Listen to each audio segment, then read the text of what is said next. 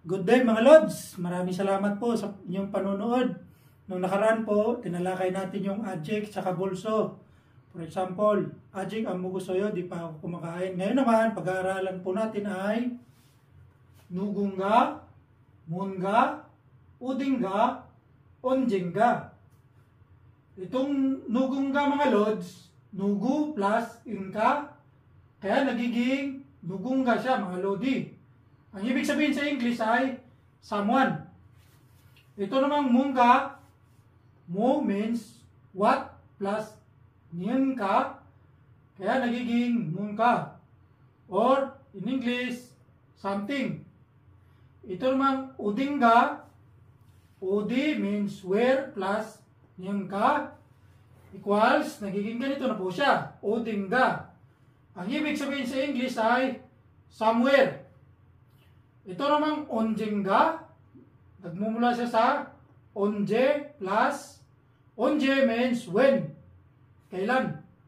Onje plus ninka, kaya nagiging ganito na po siya, onjengga. Ang ibig sabihin sa English ay someday. Okay? Example of nugunga. 누군가 내 뒤에 있어요. Someone is behind me. In Korean, 누군가 내 뒤에 있어요. 누군가 내 뒤에 있어요. Or 누군가 왔어요. Someone came. Okay?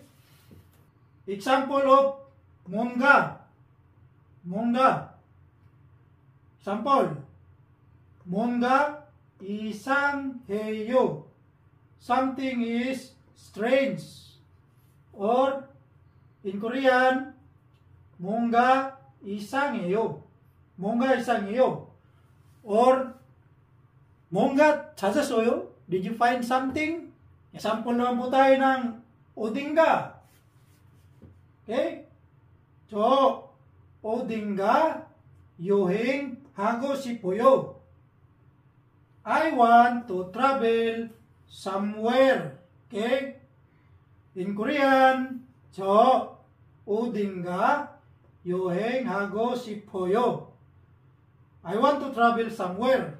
저 어딘가 여행하고 싶어요. Okay? Ngayon naman, dumako po tayo sa example of 언젠가. 언젠가. Number 1. 언젠가 다시 만날 거예요.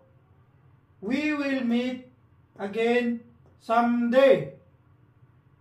언젠가 다시 만날 거예요. Okay? Example number 2. 언젠가 한국이 가고 싶어요. I want to go to Korea someday. In Korean, 언젠가 한국에 가고 싶어요. Okay? Or pwede rin siya mga Lods. Halimbawa, 언젠가 부자가 될 거예요. Magiging mayaman din ako balang araw. Yan po mga Lodi, maraming salamat po sa inyong panonood, pag-like, saka pag-share ng aking video.